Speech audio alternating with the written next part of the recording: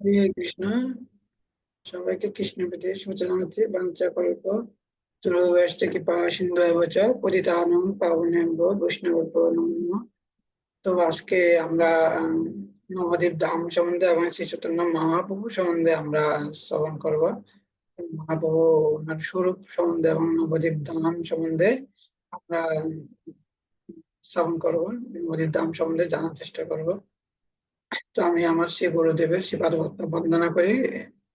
অজ্ঞান তিমিরন্ধস্য জ্ঞানঞ্জন শ্লোকয়া চক্ষুন্মিলিতং যেন তস্মৈ শ্রী গুরুবে নমঃ। শ্রী চৈতন্য মনোভীষ্টং স্থাপিতং যেন ভূতলে স্বয়ং রূপং কদা মহিতং দদাতি স্বপ্নদান্তিকং বন্দেহং শ্রীগুরু শ্রীযুতপদকমলং শ্রীগুরুর্ন বৈষ্ণবাংশ্চ শ্রীরূপং সাগ্রজাতং সহগণ রঘুনাথিতং তং সজীবং সাদ্বৈতং সাবধূতং পরিজনং সহিতং কৃষ্ণ চৈতন্য দেবং শ্রী রাধা কৃষ্ণ পাদং সহগণ ললিতা শ্রী বিশাখা নিতাংশুচ। হে কৃষ্ণ করুণা সিন্ধু দীনবন্ধু জগৎপতে গোপেশ গোপিকা কান্ত রাধা কান্ত নমস্তুতে। তপ্ত কাঞ্চন গৌরাঙ্গী রাধা বৃন্দাবনেশ্বরী বিশ্ববাহানুসুত দেবী প্রণমামি হরিপ্রিয়ে নীলাচল নিবাসায় নিত্যায় পরমাত্মনে বলভদ্র সুত্রভঞ্জনতায় তে নমঃ। জয় শ্রীকৃষ্ণ চৈতন্য প্রভু নিত্যানন্দ শ্রী অদ্বৈত গদাধর শিবাসাদি গৌর ভক্তবৃন্দ। হরে কৃষ্ণ কৃষ্ণ কৃষ্ণ হরে হরে হরে রাম রাম রাম হরে হরে।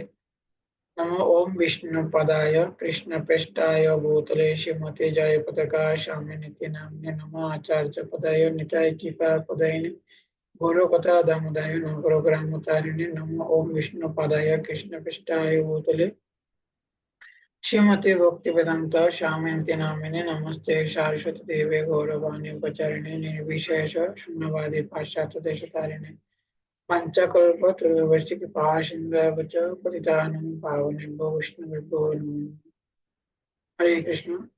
তো এই শ্রীধাম শ্রীধাম মায়াপুর ধাম নবদ্বীপ ধাম। তো এই নবদ্বীপ ধাম এটা স্বয়ং শ্রীমতী রাধারানী এই নবদ্বীপ ধাম সৃষ্টি করেছেন।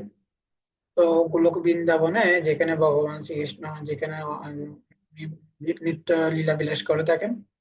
একদিন একদিন ভগবান শ্রীকৃষ্ণ উনি বিরজা নদীর কাছে গিয়েছিলেন।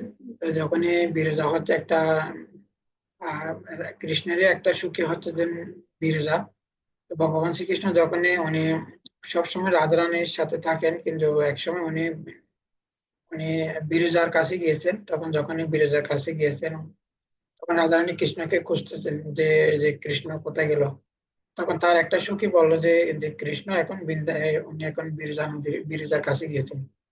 তখন তখন রাধারানী কি করেছেন, তখন রাধারানী বিরজার কাছে গিয়েছেন। যখন বিরজার কাছে গিয়ে তখনই বিরজা কি করলেন, যখন দেখলো যে সেখানে রাধারানী আসতেছেন, তখন বিরজা একটা নদী হয়ে সেখানে প্রকটিত হলেন। তো পরবর্তীতে রাধারানী চিন্তা করতেছে আমি কি করবো যে কৃষ্ণ যেন সবসময় তিনি যেন আমার কাছে থাকে। আমি একটা কি করব, আমি একটা এরকম একটা ধাম সৃষ্টি করব।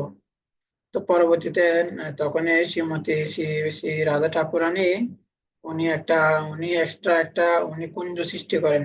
একটা নয়টা দ্বীপ সমন্বিত আহ নবদ্বীপ, যেটাকে নয়টা দ্বীপ সমন্বিত উনি কি করেন যে এই নবদ্বীপ ধাম উনি সৃষ্টি করেছিলেন। যখনই নবদ্বীপ ধাম সৃষ্টি করেন তখনই সেখানে শ্রীমতী রাধা ঠাকুরানী উনি বেণু বাজাতে লাগলেন। তখনই সেখানে সেখানে কৃষ্ণ সেখানে গিয়েছিলেন। তখনই সেখানে কৃষ্ণ গিয়ে তখনই শ্রী কৃষ্ণ দেখলেন যে একটা খুব সুন্দর একটা যে এ, যে যে বিভিন্ন আম, পুষ্প এবং বিভিন্ন অনেক বৃক্ষ কল্প বৃক্ষ সব মিলিত হচ্ছে যে একটা মানে খুব সুন্দর নয়টা দ্বীপ সমন্বিত একটা ধাম। তখন যে রাধারা ঠাকুরানী বলছে যে কি যে এটা দামটা কি করলো, এটা আপনার জন্য কি করা হয়েছে, এটা সৃষ্টি করা হয়েছে। তখনই কৃষ্ণ অত্যন্ত উনি যে সে নবদ্বীপ ধাম দেখে এত সুন্দর যে ঐশ্বর্য সমন্বিত নবদ্বীপ ধাম দেখে তখনই কৃষ্ণ বলছে আমি কি এখানে সবসময় বিরাজ করবো। তো এইভাবে যে রাধা ঠাকুরানী এই তো বলা হচ্ছে যে যে কৃষ্ণ কি করেছেন, উনি বৃন্দাবন ধাম সৃষ্টি করেছেন। আর আর যে নবদ্বীপ ধাম এটা স্বয়ং কি করেন, এটা স্বয়ং রাধারানী কি করেন কৃষ্ণের সন্তুষ্ট বিধানের জন্য এই নবদ্বীপ ধাম সৃষ্টি করেন। তো নবদ্বীপ মানে হচ্ছে যে 9টা দ্বীপ, যেখানে 9টা দ্বীপ সমন্বিতকে বলা হয় এই নবদ্বীপ। তো তো 9টা দ্বীপ হচ্ছে, এগুলো হচ্ছে যে কি, একটা হচ্ছে যে রুদ্রদ্বীপ, সীমান্ত দ্বীপ, গৌদ্রম দ্বীপ, মধ্যদ্বীপ, কলদ্বীপ, তারপর হচ্ছে যে মধুদ্রম দ্বীপ, আর একটা হচ্ছে যে কি অন্তর্দ্বীপ। তো এই 9টা দ্বীপকে বলা হয়, 9টা দ্বীপ সমন্বিত একে বলা হয় অন্তর্দ্বীপ। তো নবদ্বীপ ধাম এটা এটা কোনো এই জগতের কোনো স্থান নয়। এটা এটা এই নবদ্বীপ ধাম এটা হচ্ছে যে সম্পূর্ণরূপে এটা চিৎ জগতের একটা চিৎ জগতের একটা, যেটা চিৎ জগতেরও যেটা উৎকৃষ্ট যে বৃন্দাবন রয়েছেন, সেই বৃন্দাবনের একটা স্থান হচ্ছে যে এই নবদ্বীপ ধাম। শ্রী চৈতন্য মহাপ্রভু উনি কৃপা করে সে নবদ্বীপ ধাম উনি এই জগতে উনি নিয়ে আসছে। শ্রীকৃষ্ণ চৈতন্য প্রভু জীবে দয়া করি সপার্ষদ স্বীয় ধাম সহ অবতরী, অত্যন্ত দুর্লভ প্রেম করিবার দান শিখায় শরণাগতি ভকতের পান। তো শ্রী চৈতন্য মহাপ্রভু উনি কৃপা করে উনি সেই চিৎ জগতের যেটা স্থান, সে গোলক বৃন্দাবন।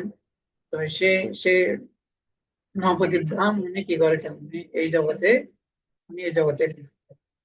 বলা হচ্ছে যে 9টা দ্বীপ, 9টা দ্বীপের মধ্যে আহ যে রুদ্রদ্বীপ, সীমান্ত দ্বীপ, মধ্যম দ্বীপ, মধুদ্রম দ্বীপ, তারপর যে কুলদ্বীপ, অন্তর্দ্বীপ।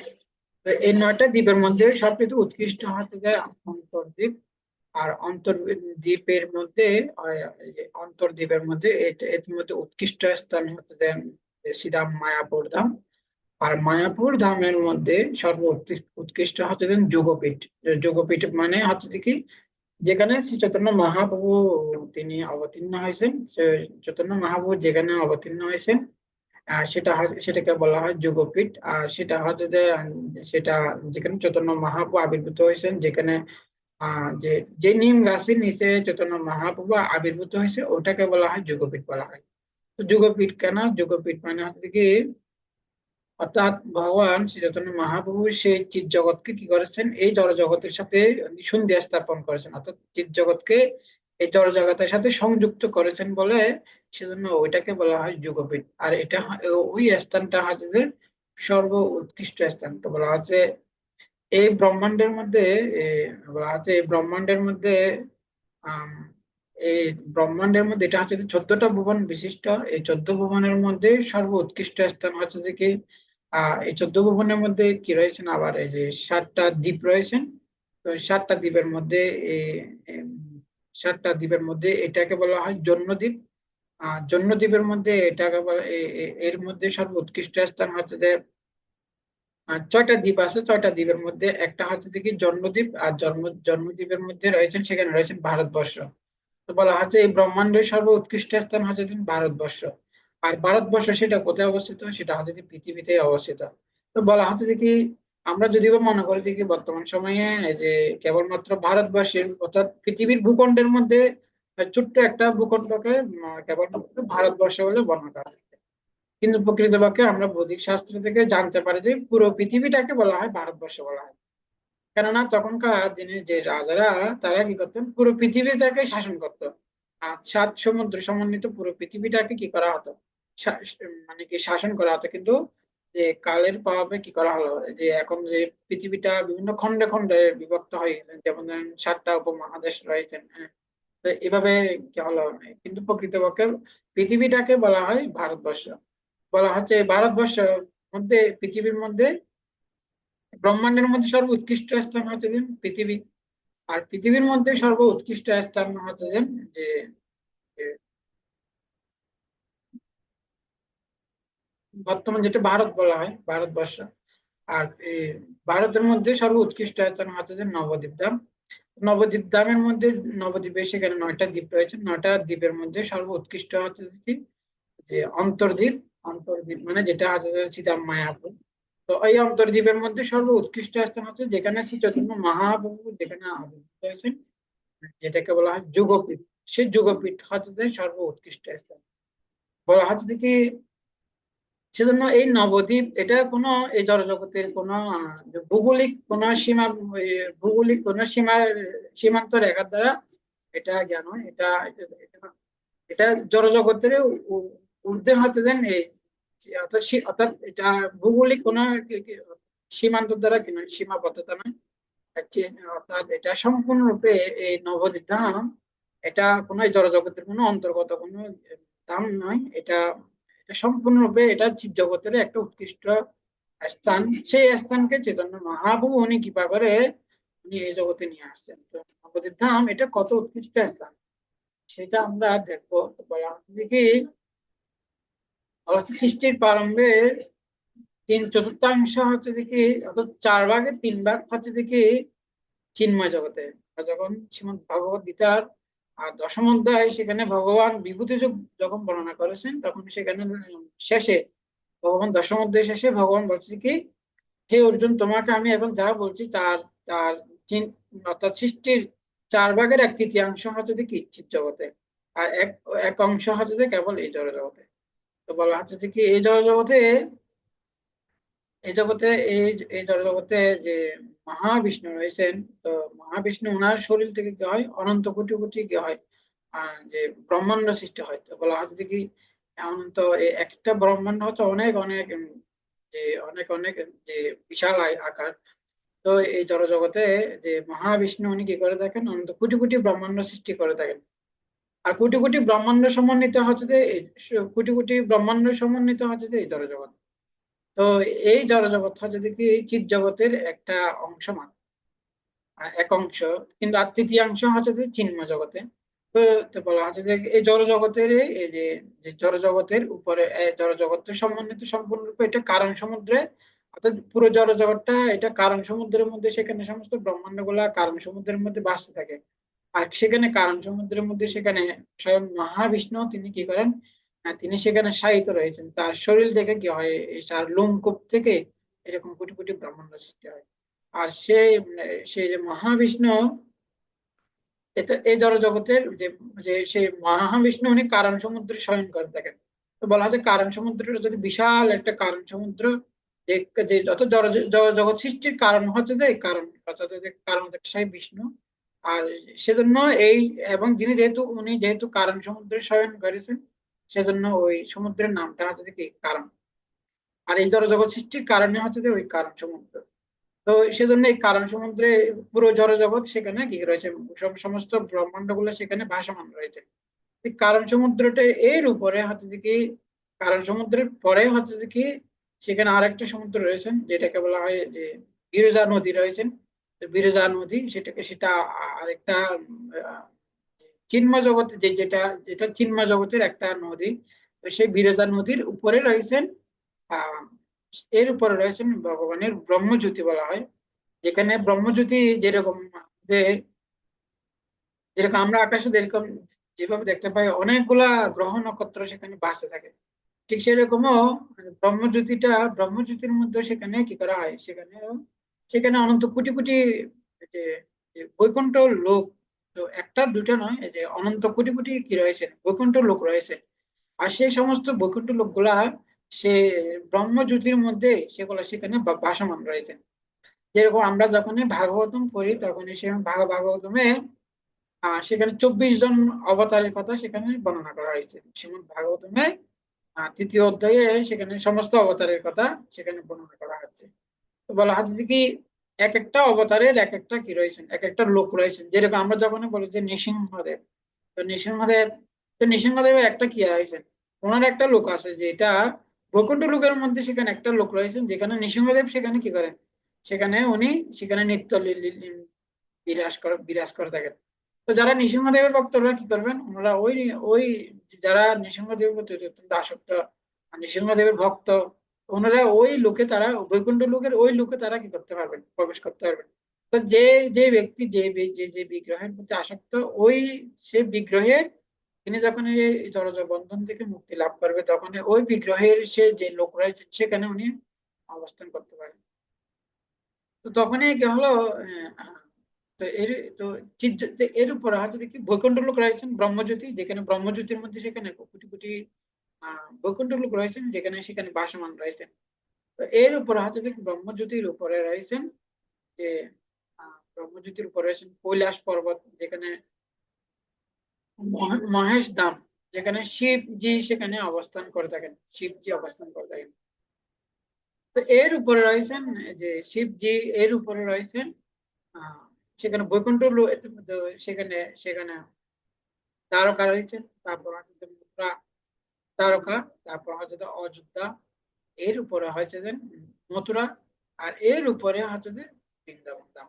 তো বৃন্দাবন ধাম, তো আমরা এখানে এর মাধ্যমে আমরা বুঝতে পারি যে বৃন্দাবন ধাম অথবা নবদ্বীপ ধাম, এটা এটা চিৎ জগতের সর্ব উৎকৃষ্ট স্থান। এটা কোনো এই জগতের কোনো এ- এই জগতের না শুধু, এটা এই জড় জগৎ না শুধু, চিন্ময় জগতের উৎকৃষ্ট স্থান হচ্ছে কি, যেখানে গোলক বৃন্দাবন অথবা সেই নবদ্বীপ ধাম, অবতার নবদ্বীপ ধাম, নবদ্বীপ অথবা এটাকে শ্বেতদ্বীপও বলা হয়। আর নবদ্বীপ অথবা শ্বেতদ্বীপ, শ্বেতদ্বীপও বলা হয়। সেজন্য চিৎ জগতের সর্ব উৎকৃষ্ট স্থান হচ্ছে যে নবদ্বীপ ধাম, আর একটা হচ্ছে দেখি বৃন্দাবন, বৃন্দাবন ধাম। তো বৃন্দাবন ধাম সেখানে যে প্রথমে হচ্ছে দেখি, তো সে বৈকুণ্ঠ লোকের মধ্যে যে আমরা যে বৃন্দাবন ধাম বলতেছি, কিন্তু প্রকৃতপক্ষে তারও তিনটা ভাগ আছে। যে প্রথম যেটা দ্বারকা, যেখানে ভগবান কৃষ্ণ, দ্বারকা, তারপর হচ্ছে দেখি আহ অযোধ্যা, যেখানে শ্রী রামচন্দ্র, তার যে রামচন্দ্রের যে ধাম সেটাকে বলা হয় অযোধ্যা। উনি কি করে দেখেন, আহ এই যে অযোধ্যা, অযোধ্যা ধামে উনি নিত্য বিরাজ করে দেখেন। আর যখনই তো বলা হচ্ছে যে কৃষ্ণ হচ্ছে যে উনি হচ্ছে যে কৃষ্ণকে বলা হচ্ছে যে কি যে ভগবান শ্রীকৃষ্ণের তিনটা স্বরূপ আছে। একটা হচ্ছে যে কি আহ, কৃষ্ণ হচ্ছে যে তিন ভাবে প্রকাশিত হয়। একটা হচ্ছে যে বৃন্দাবন কৃষ্ণ, মথুরা কৃষ্ণ, আর একটা হচ্ছে যে যে দ্বারকা কৃষ্ণ। তো কৃষ্ণ বলা হচ্ছে যে কি, কৃষ্ণ, দ্বারকা কৃষ্ণ হচ্ছে যে পূর্ণ, মথুরা কৃষ্ণ হচ্ছে যে অন্য হচ্ছে যে পূর্ণতর, আর বৃন্দাবন যে কৃষ্ণ তিনি হচ্ছে যে পূর্ণতম। তো তো যেটা দ্বারকার যে কৃষ্ণ, উনি হচ্ছে যে কি ঐশ্বর্য, ঐশ্বর্য সমন্বিত। তারপর হচ্ছে যে কি যে বৃন্দাবন কৃষ্ণ, উনি হচ্ছে যে যে মাধুর্য, মাধুর্য সমন্বিত, অর্থাৎ মাধুর্য, মাধুর্য এই লীলাটা মাধুর্য, মাধুর্য, মাধুর্য রসটা উনি কি করে থাকেন, মাধুর্য রসটা উনি আস্বাদন করে থাকেন। তারপর হচ্ছে কি যে বৈকুণ্ঠ লোকে সে যে যেটা যে দ্বারকা কৃষ্ণ, উনি কি করে থাকেন, দ্বারকার যে কৃষ্ণ রয়েছেন, উনি উনি ঐশ্বর্য জ্ঞানে কি হয়, পূজিত হয়ে থাকে। অর্থাৎ ঐশ্বর্য বৈভব সহকারে উনি কি হয়ে থাকেন, পূজিত হয়ে থাকেন। যেখানে যেরকম যে দ্বারকা কৃষ্ণ সেখানে কি রয়েছেন, সেখানে সেখানে লক্ষ্মী দেবী রয়েছেন, যে লক্ষ্মী দেবী সেখানে অনেক ঐশ্বর্য সহকারে করা হয়, যে তার সেবা, সেবা গ্রহণ করা হয়ে থাকে। তো এর উপর হচ্ছে কি মথুরা না, প্রথমে হচ্ছে দ্বারকা, ঐশ্বর্য সমন্বিত। তারপর হচ্ছে কি মথুরা, অযোধ্যা, যেখানে শ্রী রামচন্দ্র দাস্যভাবে কি করা হয়, দাস্যভাবে কেবলমাত্র রামচন্দ্র সেখানে দাস্যভাব বলা হচ্ছে যে কি, দ্বারকাতে রয়েছে শুধু কেবলমাত্র সেখানে দাস্যভাব রয়েছেন দ্বারকাতে। তারপর হচ্ছে যে কি মথুরাতে সেখানে কি রয়েছেন, সেখানে দাস্যভাব এবং সখ্যভাব সেখানে রয়েছেন। হ্যাঁ, দুইটা ভাব, দুইটা রয়েছেন। একটা হচ্ছে দাস্যরস, আর একটা হচ্ছে সখ্যরস। তারপর হচ্ছে যে কি দ্বারকাতে সেখানে কেবলমাত্র দাস্যরস, আর মথুরাতে দাস্য এবং সখ্যরস। তারপর হচ্ছে যে কি অযোধ্যাতে, অযোধ্যাতে সেখানে কেবলমাত্র দাস্যরস রয়েছে। তারপর হচ্ছে যে বৃন্দাবনে সেখানে কি কিন্তু যে এর উপর হচ্ছে যে কি মথুরা, তো মথুরাতে কি রয়েছেন, সেখানে দাস্য রয়েছেন, শক্য রয়েছেন। সেখানে দাস্যভাব রয়েছেন এবং শক্যভাব রয়েছেন। কিন্তু কিন্তু যেখানে বৃন্দাবন সেখানে কি রয়েছেন, সেখানে দাস্য, শক্য, বাৎসল্য, মধুর পাঁচটা রসে সম্পূর্ণরূপে বিদ্যমান। সেজন্য বৃন্দাবন হচ্ছে কি যে যেখানে দ্বারকা, মথুরা এগুলোর থেকেও আরো উৎকৃষ্ট স্থান হচ্ছে যে বৃন্দাবন। কেননা সেখানে বৃন্দাবনে সেখানে কি থাকেন, ভগবান পাঁচটা রসে কি করে থাকেন, উনি আস্বাদন করে থাকেন। যে যে শান্ত, দাস্য, সখ্য, বাৎসল্য, মধুর, এই পাঁচটা রস ভগবান কি করে থাকেন, সেখানে উনি কি করে থাকেন, সেটা আস্বাদন করে থাকেন। তো তো কিন্তু তো ভগবান শ্রীকৃষ্ণ, তো কৃষ্ণ উনি যে যে তিনটা পাঁচটা রস যে আস্বাদন করে থাকেন, সেটা উনি কি করে থাকেন, উনি যে মাধুর্য রস যেটা উনি আস্বাদন করে থাকেন, এটা ভগবান শ্রীকৃষ্ণ উনি এটা উনি সেই নবদ্বীপ ধাম যেটা মাধুর্য রস যেটা আস্বাদন করে থাকেন, সেই সেই রসটা উনি কি করে থাকেন, সে যে অর্থাৎ কৃষ্ণ যে তার বিভিন্ন সখা এবং তারপর হচ্ছে যে সখী, তারপর হচ্ছে যে বৃন্দাবন, যে বৃন্দাবন বাসীদের সাথে উনি যে রস আস্বাদন করে থাকেন, উনি নবদ্বীপে সেটা কি করেন, তো নবদ্বীপ ধামে সেটা যে কৃষ্ণ প্রেম, যিনি যিনি বৃন্দাবনে যিনি কৃষ্ণ প্রেম, তিনি তিনি যে প্রেম তিনি আস্বাদন করে থাকেন, সেটা উনি কি করে থাকেন নবদ্বীপ ধামে সেটা উদার ভাবে সেটা কি করে থাকেন, বিতরণ বিতরণ করে থাকেন। সেজন্য এই যে কৃষ্ণ যেটা কৃষ্ণ প্রেম তিনি যে আস্বাদন করেন, সেটা কি করে থাকেন উনি নবদ্বীপ ধামে, সেটা উনি কি করে থাকেন, উনি কি করে থাকেন সেটা বিতরণ করে থাকেন। তো তখন সেই কৃষ্ণ প্রেম সেটা কি করেছেন উনি চৈতন্য মহাপ্রভু, উনি কি করেছেন, উনি এই জগতে ওই জগতে অবতীর্ণ হয়েছেন, এই জগতে অবতীর্ণ হয়েছে সেটা কি করেছেন, উনি এই জগতের মধ্যে সেই কৃষ্ণ প্রেম সেটা বিতরণ করছেন। তো সেজন্য আমরা দেখতে পাই যে চৈতন্য মহাপ্রভু উনি যে যে উনি চৈতন্য মহাপ্রভু এই জগতে অবতীর্ণ হয়ে উনি যে কৃষ্ণ প্রেম যেটা প্রদান করেছেন, সেটা হচ্ছে যে ব্রহ্মারও দুর্লভ প্রেম সবা কারো আছে, যেটা হচ্ছে যে ব্রহ্মা এবং শিব এদের পক্ষে দুর্লভ। কিন্তু ব্রহ্মা শিব কিভাবে তারা এই প্রেম আস্বাদন করতে পারে, তারা কেবলমাত্র চৈতন্য মহাপ্রভুর মাধ্যমে তারা এই কৃষ্ণ প্রেম সেটা আস্বাদন করতে পারেন। তো এখান থেকে একটা বিষয় সেটা আমরা বলতে পারি, আমরা এবার বুঝতে পারছি যে যে প্রকৃতপক্ষে চিৎ জগতের উৎকৃষ্ট স্থান হচ্ছে যে গোলক বৃন্দাবন, অথবা যেটা হচ্ছে যে নবদ্বীপ, নবদ্বীপ ধাম। তো কিন্তু বলা হচ্ছে যে কি, তো ভগবান যেহেতু এই পৃথিবীতে এই ভগবান কৃষ্ণ যখন আসছেন তখন উনি বৃন্দাবন ধাম নিয়ে আসছে, চৈতন্য মহাপ্রভু যখন আসছে তখন উনি নবদ্বীপ ধাম নিয়ে আসছে। সেজন্য এই পৃথিবীটা হচ্ছে যে সর্ব উৎকৃষ্ট এবং সবচেয়ে উৎকৃষ্ট অর্থাৎ তো বলা হচ্ছে যে কি, কৃষ্ণ যেখানে থাকেন গোলক বৃন্দাবন সেটা হচ্ছে যে বৃন্দাবন, আর পৃথিবীতে যেহেতু ভগবান গোলক বৃন্দাবনটা এই পৃথিবীতে নিয়ে আসছে, সেজন্য এটাকে বলা হয় ভৌম বৃন্দাবন। তো আমরা এখানে এই যে আমাদের পৃথিবীতে যে এটা বৃন্দাবন রয়েছেন, আহ, যেখানে ভগবান শ্রীকৃষ্ণ অবতীর্ণ হয়েছেন বিভিন্ন লীলা বিলাস করেছেন, এটাকে বলা হয় ভূম বৃন্দাবন। আর চিন্ময় জগতে যেটা রয়েছেন সেটাকে বলা হয় বৃন্দাবন। ঠিক সেরকম চৈতন্য মহাপ্রভু যেখানে চিৎ জগতে যিনি তিনি নিত্য বিরাজ করে দেখেন, এটাকে বলা হয় শ্বেতদ্বীপ অথবা নবদ্বীপ। আর তিনি সেই ধামটা উনি কি করেছেন, উনি ইনি পৃথিবীর মধ্যে নবদ্বীপ ধাম, সেখানে এটাই উনি এখানে নিয়ে আসছে। সেজন্য পৃথিবী হচ্ছে থেকে এই ব্রহ্মাণ্ডের মধ্যে সর্ব উৎকৃষ্ট স্থান হচ্ছে যে পৃথিবী। তো সেজন্য বলা হচ্ছে যে কি, চৈতন্য মহাপ্রভু বলছে, ভারত ভূমিতে মনুষ্য জন্ম হলো যার, ধর্ম সার্থক করি করো পরোপকার। যারা পৃথিবীতে মনুষ্য রূপে জন্মগ্রহণ করেছেন তারা হচ্ছে যে অত্যন্ত ভাগ্যবান। কেননা কেননা এই ভারত ভূমিতে স্বয়ং চৈতন্য মহাপ্রভু ভগবান শ্রীকৃষ্ণ এখানে অবতীর্ণ হয়েছে। সেজন্য ভারত ভূমি হচ্ছে যে এত উৎকৃষ্ট স্থান, কেননা পৃথিবীর মধ্যে সমস্ত ধাম গুলা সেখানে রয়েছেন। আর যেরকম এই যে বদ্রীনাথ, দ্বারকানাথ, কেদারনাথ, আদিনাথ, কেদারনাথ, তারপর হচ্ছে বৃন্দাবন ধাম, মথুরা, দ্বারকা ধাম, অযোধ্যা ধাম, পৃথিবীর মধ্যে সমস্ত ধাম গুলা রয়েছেন, নবদ্বীপ ধাম রয়েছেন, যেখানে স্বয়ং ভগবান পৃথিবীতে অবতীর্ণ হয়ে থাকেন। সেজন্য যারা পৃথিবীতে মনুষ্য রূপে জন্মগ্রহণ করেছেন, সারা হচ্ছে যে সর্ব সর্ব অর্থাৎ তারা হচ্ছে যে সবচেয়ে ভাগ্যবান ব্যক্তি। সেজন্য মানব যে অর্থাৎ যারা মনুষ্য জীবন পৃথিবীতে যারা মনুষ্য রূপে জন্মগ্রহণ করেছেন, তারা কি করতে পারেন, সে ভগবানের সেবা সেবার যে ভগবানের শরণাগত হওয়ার তারা সেই সুযোগ লাভ করতে পারে। সেজন্য প্রত্যেক মানুষের কর্তব্য হচ্ছে কি করা, এই ভারত ভূমিতে মনুষ্য জীবন লাভ করে ভগবানের শরণাগত হওয়া। তো আমরা এখন বলবো শ্রী চৈতন্য মহাপ্রভু, তো আমরা মোটামুটি যে বলছি, এখান থেকে আমরা বুঝতে পারছি যে চিন্ময় জগতেরও একটা উৎকৃষ্ট হচ্ছে যে বৃন্দাবন। তো বৃন্দাবন ধামটা দুইটা ভাবে বলছিলাম, যে বৃন্দাবন ধামটা দুইটা ভাবে এটা প্রকাশিত হয়। একটা হচ্ছে যে বৃন্দাবন, আর একটা তো তো গোলক বৃন্দাবনটা দুইটা ভাগে বিভক্ত। তো একটা হচ্ছে যে কি, যে একটা হচ্ছে বৃন্দাবন, আর একটা হচ্ছে যে নবদ্বীপ ধাম। তো একটাতে বৃন্দাবনের যে কৃষ্ণ প্রেম যে আস্বাদন করেন, সেটা উনি কি করে থাকেন, সেটা উনি বিতরণ করে থাকেন। তো সেজন্য এখন আমরা বলবো আসলে চৈতন্য মহাপ্রভু কে এবং তিনি কখন অবতীর্ণ হয়ে থাকেন। সাধারণত মানুষ মনে করে থাকে ভগবান যে উনি প্রতিটা যুগে যুগে অবতীর্ণ হয়ে থাকে, কিন্তু প্রকৃতপক্ষে শ্রী চৈতন্য মহাপ্রভু উনি কোনো অবতার নয়, উনি কোনো অর্থাৎ যে চৈতন্য মহাপ্রভু উনি উনি উনি চৈতন্য মহাপ্রভু উনি হচ্ছে যে স্বয়ং ভগবান। অনেকে মনে করে থাকেন যে কৃষ্ণ কৃষ্ণ যদি ভগবান, কিন্তু যে চৈতন্য মহাপ্রভু হচ্ছে উনি হচ্ছেন একজন অবতার। তো বলা হয় যে কি ভগবানের তিনটা স্বরূপ রয়েছেন, যে বোর সে কৃষ্ণ, সেই জগন্নাথ। ভগবানের তিনটা স্বরূপে, এটা হচ্ছে যে কি ভগবানের তিনটা প্রকৃত নিত্য স্বরূপ রয়েছে, কিন্তু এবং এটা এটা হচ্ছে যে স্বয়ং স্বয়ং তিনটা ভগবানের তিনটা স্বরূপ।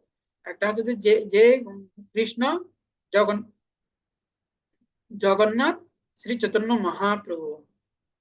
তো মহাপ্রভু সম্বন্ধে এই জগতে খুব অল্প লোকে চৈতন্য মহাপ্রভুকে জানতে পারে।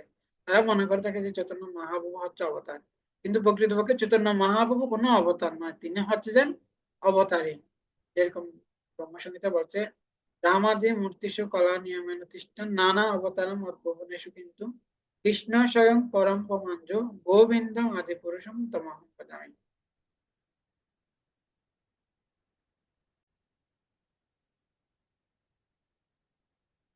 সেজন্য চৈতন্য মহাপ্রভু উনি কোনো কি নয়, উনি হচ্ছে তো স্বয়ং ভগবান শ্রীকৃষ্ণ। সেজন্য বলছে ব্রজেন্দ্র নন্দন যে শচীসুত হইল সেই বলরাম হইল নিতাই। যে চৈতন্য পূর্বে যিনি যে ব্রজের যিনি নন্দন, অর্থাৎ যে নন্দ মহারাজের যিনি পুত্র, তিনি কি হয়েছেন ব্রজেন্দ্র নন্দন যে শচীসুত হইল সেই বলরাম হইল নিতাই। সেজন্য চৈতন্য মহাপ্রভু হচ্ছে উনি উনি ওনাকে বলা হয়, ভগবানের একটা নাম হচ্ছে ত্রিযুগ, অর্থাৎ ভগবান তিনটা যুগে অবতীর্ণ হয়। সত্য যুগে, ত্রেতা যুগে, দ্বাপর যুগে অবতীর্ণ হয়ে থাকে। কিন্তু কলিযুগে কোনো ভগবান অবতীর্ণ হয়েছে না, অর্থাৎ কলিযুগে কোনো ভগবান অবতীর্ণ হয় না। কলিযুগে কল্কি অবতার অবতীর্ণ হয়, এটা যে কলিযুগে শেষ, যে শেষে কল্কি অবতার অবতীর্ণ হয়, কিন্তু কলিযুগে ভগবান কোনো কি হয় না, ভগবানের কোনো স্বরূপ ভগবান কলিযুগে ভগবান অবতীর্ণ হয় না। সেজন্য ভগবানের একটা নাম হচ্ছে যে ত্রিযুগ। তো ভগবান চৈতন্য মহাপ্রভু উনি কোনো কোন উনি উনি ভগবান রূপে আবির্ভূত হয় নাই, উনি ভগবান, উনি কি হয়েছেন চন্দ্র অবতার রূপে অবতীর্ণ হয়েছেন, অর্থাৎ উনি ভক্ত রূপে অবতীর্ণ হয়েছেন। সেজন্য ভগবান চৈতন্য মহাপ্রভু উনি কি নয়, উনি ভগবান, যদিও তিনি ভগবান, কিন্তু তিনি কোনো অবতার না, তিনি হচ্ছেন অবতারী। এতে চাংশ যেরকম ভাগবতমে বলা হচ্ছে যে কি ভাগবতমে জগন্নাথ সুত গোস্বামী উনি আহ উনি 24 জন অবতারের কথা বর্ণনা করেছেন। তখনই পরবর্তীতে বলছে কি যে এতে চাংশ কলা পুংস কৃষ্ণস্তু ভগবান স্বয়ং ইন্দ্রারি বেকুলং লোকং মিরয়ন্তি যুগে যুগে। যে এই যে এতে চাংশ কলা পুংস কৃষ্ণস্তু ভগবান স্বয়ং, এই যে আমি যে এতগুলো অবতারের কথা বর্ণনা করেছি, কিন্তু কৃষ্ণ হচ্ছে কি এই সমস্ত অবতারী জাত থেকে সমস্ত অবতার গুলো সৃষ্টি হয় থাকে। এতে চ অংশ কলা অংশ কৃষ্ণস্থ ভগবান স্বয়ং, কৃষ্ণ হচ্ছে যে স্বয়ং ভগবান।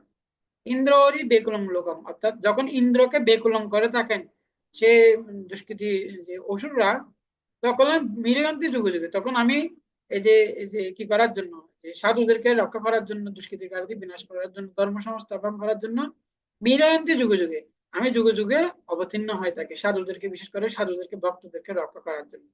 সেজন্য কৃষ্ণ হচ্ছে ভগবান, কিন্তু কৃষ্ণ কোনো কিনা তিনি হচ্ছেন অবতার নয়। রামাদি মূর্তিষু কলা নিয়মেন খ্রিস্টান নানা অবতারম অদ্ভুবনেষু কিন্তু কৃষ্ণ স্বয়ং পরম প্রমাঞ্জ, কিন্তু কৃষ্ণ স্বয়ং পরম প্রমাঞ্জ, কিন্তু কৃষ্ণ হচ্ছে উনি হচ্ছে পরম তত্ত্ব, উনি কোনো অবতার না, তিনি হচ্ছেন অবতারী।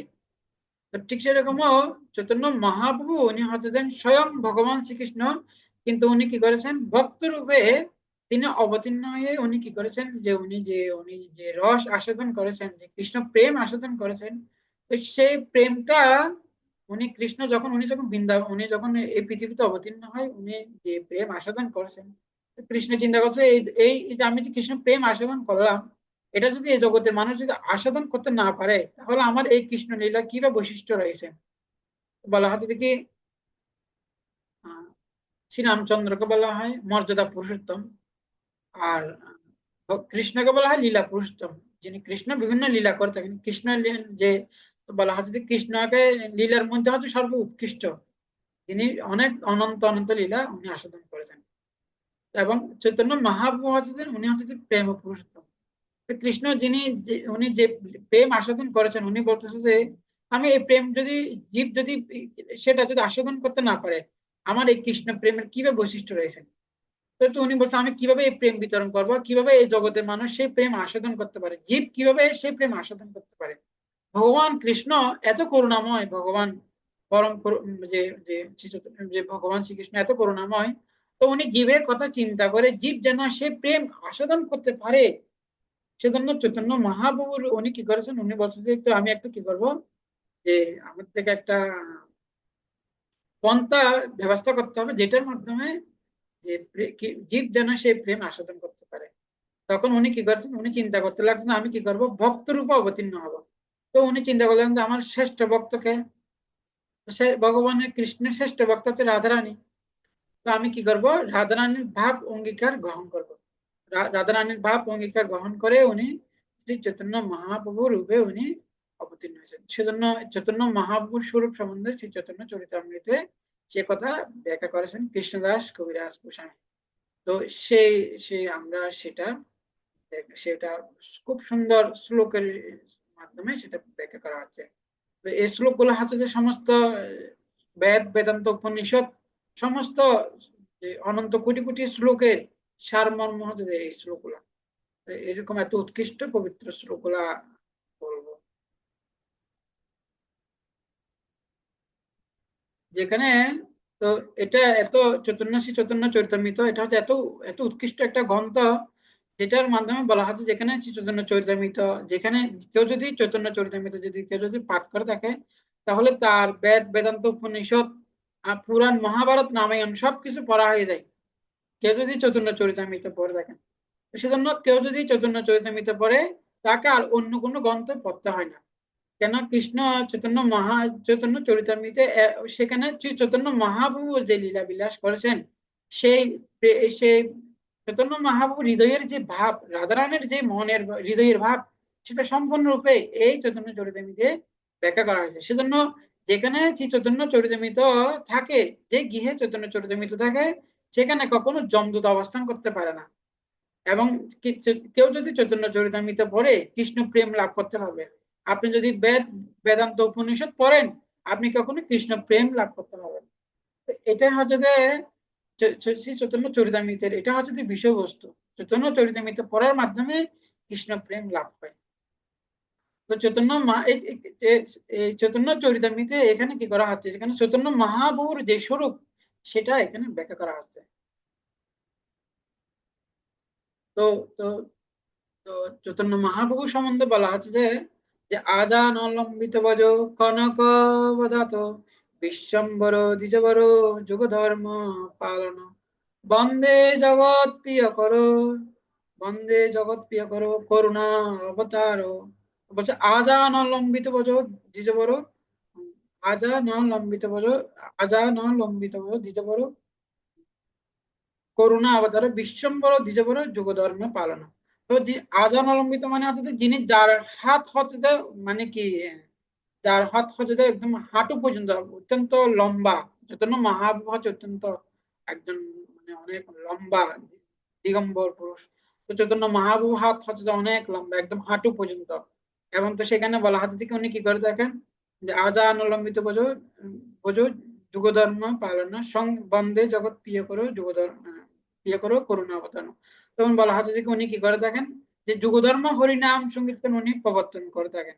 চৈতন্য মহাপ্রভু উনি উনি মানে এই সংকীর্তন উনি কি করে থাকেন, প্রবর্তন করে থাকেন। বিশ্বম্বর দ্বিজবর যুগধর্ম পালন, বিশ্বম্বর মানে কি যিনি বিশ্বকে কি করেন প্রতিপালন করে থাকেন, সেজন্য তার নাম হচ্ছে যে বিশ্বম্বর। যিনি সমগ্র বিশ্বকে যিনি প্রতিপালন করে থাকেন, ভগবান শ্রীকৃষ্ণ উনি যে সমগ্র বিশ্বকে প্রতিপালন করে থাকেন, সে ভগবান। এখানে কি করা হচ্ছে সে কথা বলা হচ্ছে। তো এখানে বলা হচ্ছে যে শুরুতে বলা হচ্ছে যে অনর্পিত চরিং চিরাত করুণায় অবতীর্ণ হলো সমর্পিত মনত উন্নত উজ্জ্বল রস সভক্তি সিয়ম হরি পুরোটা সুন্দর দুধি কদম্ব সন্দীপিত সদা হৃদয় কন্দরে স্ফুরত বা নন্দন। তো এখানে বলা হচ্ছে যে কি চৈতন্য মহাপ্রভু এই জগতে অবতীর্ণ হয়ে তিনি যে বস্তু দান করেছেন, সেটা কি করা হয় নাই পূর্বে কখনো অর্পিত মানে কি সেটা কখনো অর্পণ করা হয় নাই, সেটা কখনো বিতরণ করা হয় নাই। হ্যাঁ, অনর্পিত চরিং চিরাগ করুণায় অবতীর্ণ হলো সমর্পিত উন্নত উজ্জ্বল রসভক্তি সিয়ম হরি। তো যেটা হচ্ছে যে উন্নত উজ্জ্বল রস সহভক্তি সহভক্তি সিয়ম হরি, যে উনি কি করতে উনি কি কি এমন কি জিনিস দান করেছেন না, তিনি কাছে কি ব্রহ্মারও দুর্লভ প্রেম সবার কারজ আছে। তো উনি কি করেছেন প্রেম ভক্তি প্রদান করেছেন, প্রেম ভক্তি উনি বিতরণ করেছেন। যে ভক্তির মাধ্যমে কি করতে থাকেন, যে ভগবানের সবচেয়ে পরম সম্পদ হচ্ছে কি, যদি বলা হয় যে কি, যে ভগবানের সবচেয়ে সর্ব উৎকৃষ্ট যে সম্পদ কি, সেটা হচ্ছে কি ভক্তি। তো ভগবানের সবচেয়ে একটা দামি বস্তু রয়েছেন, যেটা সম্পদ, সেটা হচ্ছে কি ভক্তি। ভক্তিটা হচ্ছে এমন একটা বস্তু, ভগবান কি হয়ে যায়, ভক্তমাম অভিজানান্তি, ভগবান সে ভক্তির দ্বারা বশীভূত হয়ে যায়। ভগবান তার ভ- ভগবান ভক্তির মাধ্যমে তিনি বিক্রি হয়ে যায়, সম্পূর্ণরূপে সে বিক্রি হয়ে যায়। সেজন্য সমস্ত অবতার গুলো রয়েছেন, কিন্তু কোনো অবতার কখনো কি করতে পারে না, ভক্তি দিতে পারে না। একমাত্র ভক্তিটাকে দান করতে পারেন শ্রী চৈতন্য মহাপ্রভু। সেই ভক্তি উনি এই জগতে বিনামূল্যে, কোনো মূল্যবিহীন, বিনামূল্যে উনি কি করেছেন, বিতরণ করেছেন। আহ, সেই যে জিনিসটা কি করতেছেন, উনি বিতরণ করতেছেন। যে ভক্তির মাধ্যমে কি হয়ে যায়, ভগবান ভক্তের বশীভূত হয়ে যায়। অনর্পিত চরিন চিরাত করুণায় অবতীর্ণ করলো সমারূপ হয়তো উন্নত উজ্জ্বল রস সৌভক্তি সিয়ম হরি পুরোটা সুন্দর কদম্ব সুন্দরীপিত সদা হৃদয় কন্দরে প্রতিভা শচীনন্দনা। সেই শচীনন্দন, সে চৈতন্য মহাপ্রভু যিনি শচীর গর্ভে যিনি আবির্ভূত হয়েছেন, তো উনি কি করেছেন, সেই দুর্লভ বস্তু কি করেছেন, উনি এই জগতে বিতরণ করেছেন। যে ভক্তির মাধ্যমে ভগবান কি হয়ে যায়, ভক্তের বশীভূত হয়ে যায়, ভগবান ভক্তের কাছে বিক্রি হয়ে যায়। যেভাবে আমরা দেখতে পাই, ভগবান অর্জুনের কি হয়েছেন, রথের সারথি হয়েছেন। ভগবান অর্জুনের রথের সারথি হয়েছেন। কেন, ভগবান হচ্ছে যে ভক্তবৎসল।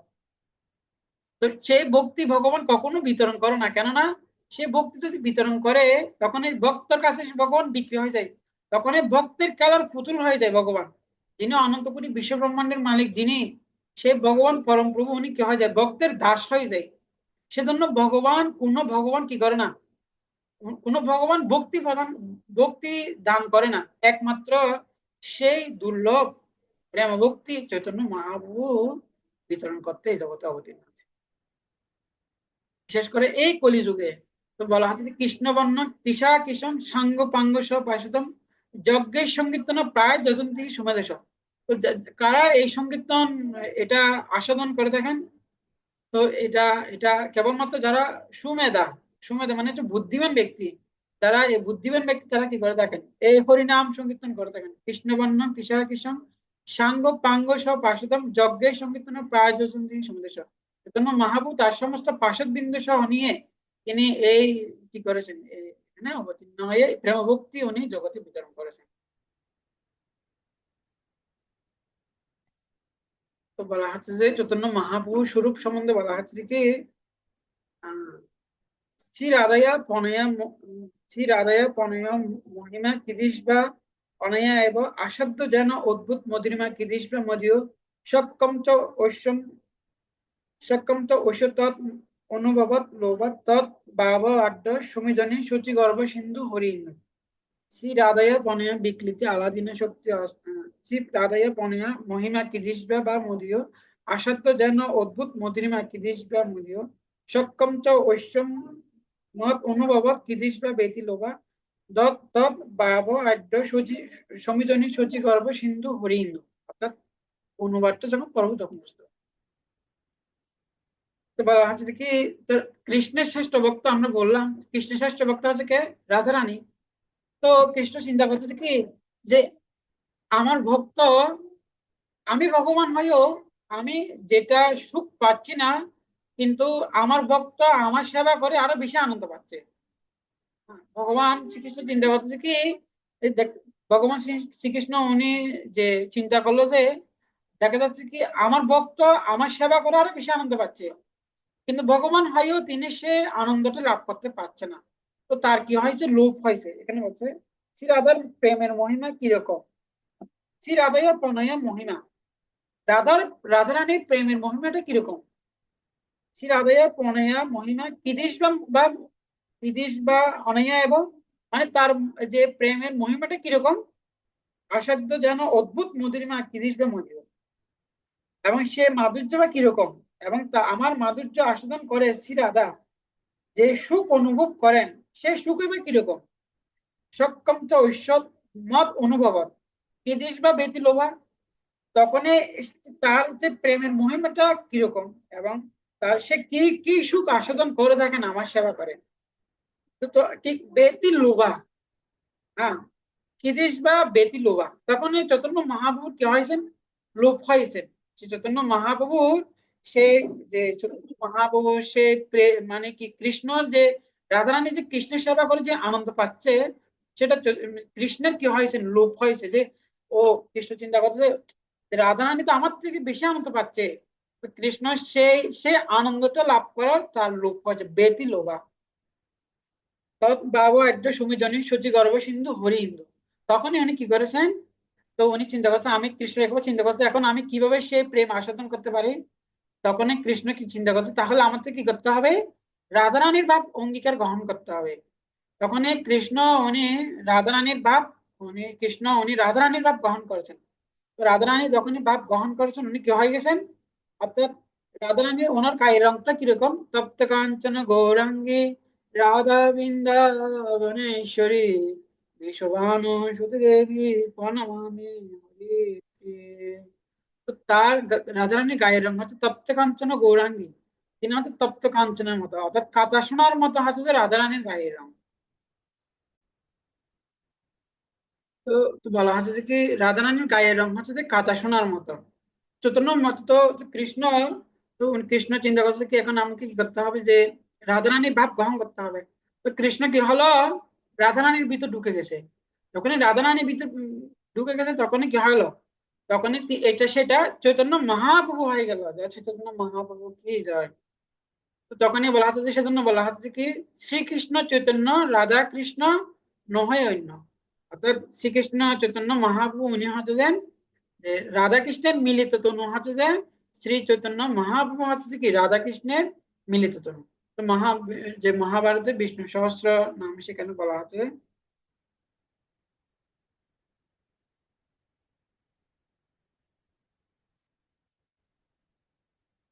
বিষ্ণু সহস্র নামে সেখানে বলা হচ্ছে যে কি সুবর্ণ বর্ণ হেমাঙ্গ বরাঙ্গ চন্দন অঙ্গদি সন্ন্যাস কৃত সমশান্ত নিষ্ঠা শান্তি পরায়ণ।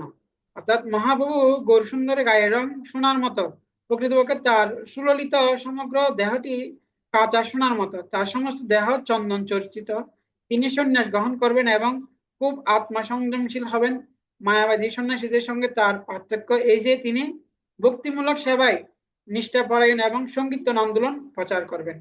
তো এটা বিষ্ণু সহস্র নামে সেখানে চৈতন্য মহাপ্রভু সম্বন্ধে সে কথা, আহ, সে কথা বলা হচ্ছে। তো এখানে আমরা যেটা জানতে পারছি যে সেজন্য চৈতন্য মহাপ্রভু তাহলে কে, চৈতন্য মহাপ্রভু হচ্ছে উনি স্বয়ং, অর্থাৎ রাধা কৃষ্ণের মিলিত তনু হচ্ছে যে চৈতন্য মহাপ্রভু। আর চৈতন্য মহাপ্রভু উনি এই জগতে এসে উনি কি করতে, চৈতন্য মহাপ্রভু এই জগতে এসে সে উনি কি করছেন, অর্থাৎ যে রাধারানীর ভাব গ্রহণ করে কৃষ্ণের যে প্রেম আস্বাদন করেছেন। যে রাধারানী যে কৃষ্ণের সেবা করে যে প্রেম আস্বাদন করেছেন, চৈতন্য মহাপ্রভু উনি কি করেছেন, উনি রাধারানী ভাব করে গ্রহণ করে যে কৃষ্ণ যে, যে কৃষ্ণের যে সেবা অর্থাৎ যে কৃষ্ণ প্রেম, সেটা উনি কি করেছেন, সেটা সেটা সেটা কৃষ্ণ প্রেম উনি আস্বাদন করেছেন। আর সেটা কি করতে লাগলেন, চৈতন্য মহাপ্রভু রূপে কৃষ্ণের যে প্রেম সেটা চৈতন্য মহাপ্রভু রূপে সেটা কি করতে লাগলেন, এই জড় জগতের মধ্যে সেটা বিতরণ করতে লাগলেন। চৈতন্য মহাপ্রভু, তো চৈতন্য মহাপ্রভু আমরা জানতে পারছি তাহলে চৈতন্য মহাপ্রভুকে, চৈতন্য মহাপ্রভু হচ্ছে যে রাধা কৃষ্ণের মিলিত তনু। তো চৈতন্য মহাপ্রভু উনি স্বয়ং ভগবান শ্রীকৃষ্ণ, কিন্তু উনি কেবলমাত্র ভগবান শ্রীকৃষ্ণ উনি ব্রজেন্দ্র নন্দন যে শুচিসুত হলে সে চৈতন্য মহাপ্রভু কেবল শুধু যে চৈতন্য কৃষ্ণের গায়ের নাম হচ্ছে দেখি কৃষ্ণবর্ণ, আর চৈতন্য মহাপ্রভু গায়ের নাম হচ্ছে দেখি আহ গৌরবর্ণ, অর্থাৎ যে রাধারানীর যে গায়ের বর্ণ। সেজন্য কৃষ্ণ আর চৈতন্য মহাপ্রভুর মধ্যে কোনো কি নয়, কোনো ভেদ নেই। চৈতন্য মহাপ্রভু হচ্ছে স্বয়ং ভগবান শ্রীকৃষ্ণ। তো সেজন্য চৈতন্য মহাপ্রভু কোনো কি নয়, উনি কোনো অবতার নয়, তিনি হচ্ছেন অবতারী। সেজন্য আহ যে মহাজনরা গেয়েছেন সবই অবতার সার শিরোমণি কেবল নিতাই গৌরচন্দ্র বজ বজ ভাই গৌর নিতাই, নিতাই গৌরচন্দ্র সবই অবতার সার শিরোমণি নিতাই গৌরচন্দ্র। সমস্ত অবতারের সার হচ্ছে যে সমস্ত সব অবতারের সার সার শিরোমণি নিতাই গৌরচন্দ্র চৈতন্য চৈতন্য মহাপ্রভু অনুষ্ঠিত স্বয়ং অবতার স্বয়ং ভগবান।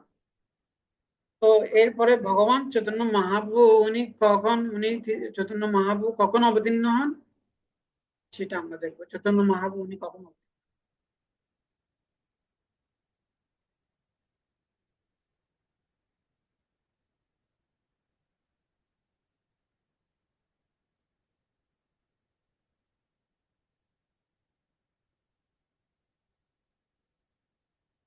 চৈতন্য চৈতন্য শ্লোকগুলা শোনাবো আপনাদের, তারপর আমি বলবো।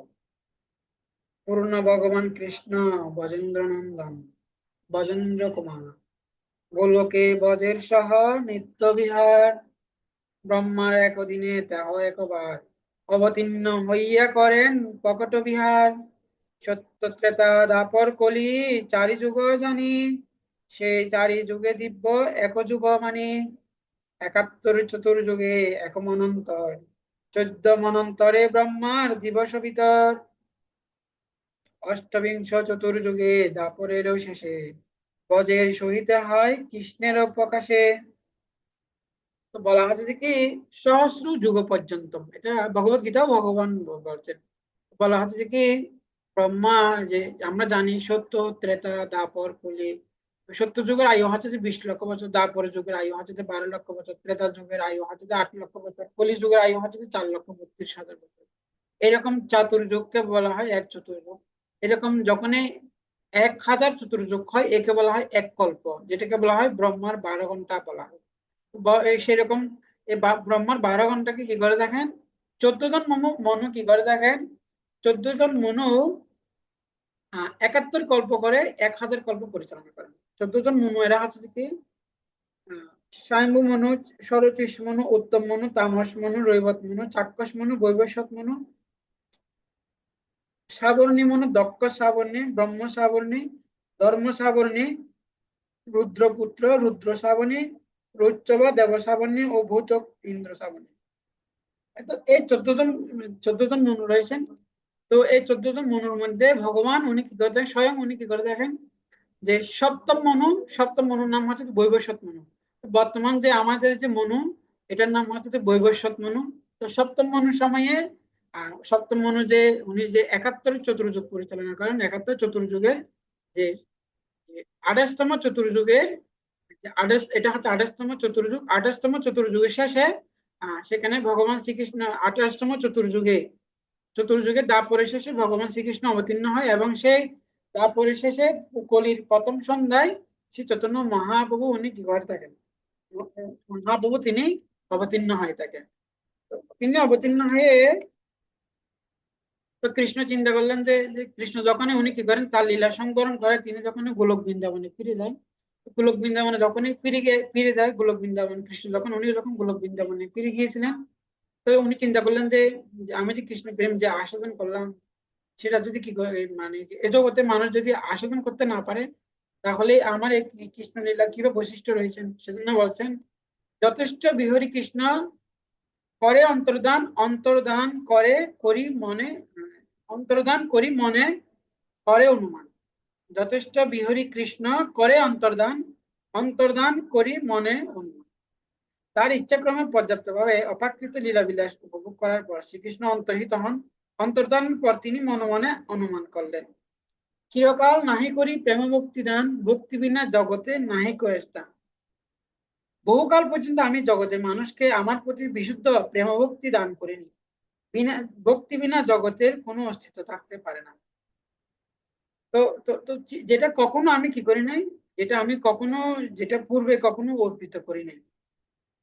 তো কৃষ্ণ চিন্তা করতে লাগলেন যে যথেষ্ট বিহরি কৃষ্ণ করে অন্তর্ধান, অন্তর্ধান করি মনে করি অনুমান। সকল জগতে মোরে করে বিধি ভক্তি, বিধি ভক্ত বজবাব পাইতে নাহি শক্তি। তো কৃষ্ণ বলতেছে যে সকল জগৎ মোরে করে বিধি ভক্তি, বিধি ভক্ত বজবাব পাইতে নাহি শক্তি।